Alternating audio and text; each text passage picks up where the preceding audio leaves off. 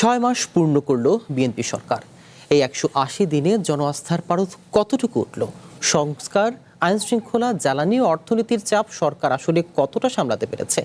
বিশ্লেষকরা বলছেন ফ্যামিলি ও কৃষক কার্ড সহ বেশ কিছু কর্মসূচি খুবই ইতিবাচক। তবে রাজনৈতিক চ্যালেঞ্জ মোকাবেলায় আরও দূরদৃষ্টি সম্পন্ন হতে হবে। এছাড়া মাঠ পর্যায়েও নজর দেবার পরামর্শ তাদের। নগদ নিয়ে এলো হার না মানা হার অফার। সর্বনিম্ন 10,000 টাকা রেমিটেন্স নগদে পাঠালে থাকছে স্বর্ণের হার জেতার সুযোগ। জুলাই অভ্যুত্থানের পরে অন্তর্বর্তী সরকারের 1.5 বছর, তারপর টালমাটাল রাজনীতি আর ভঙ্গুর অর্থনীতির মধ্যে ক্ষমতায় আসে বিএনপি।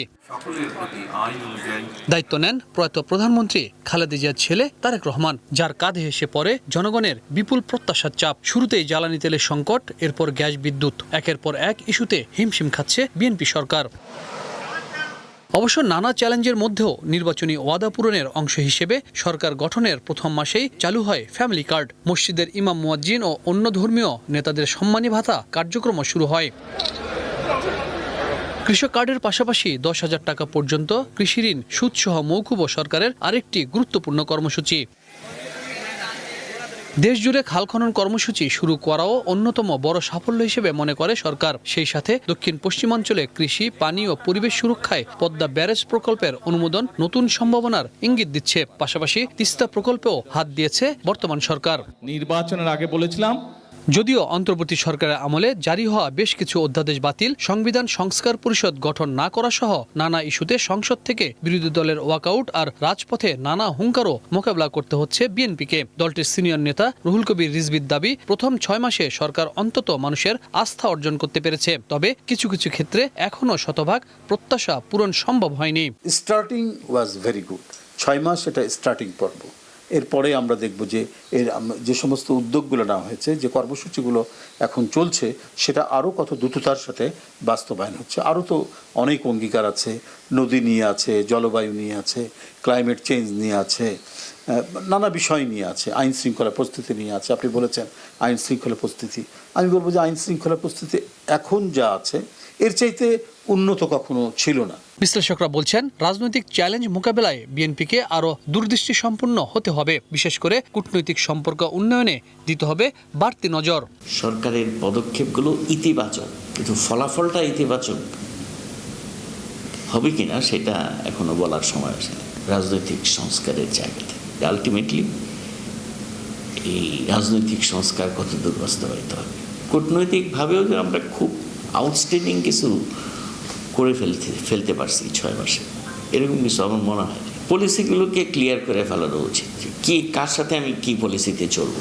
একদিকে টানা 3 বছরের উচ্চ মূল্যস্ফীতি, অন্যদিকে দারিদ্র্যের হার বেড়ে যাওয়া, সেই সাথে ভঙ্গুর অর্থনীতি, সবকিছু সামাল দিতে সামনের দিনগুলোতে সরকারকে আরো চ্যালেঞ্জের মধ্যে পড়তে হবে বলে মনে করেন অর্থনীতিবিদরা।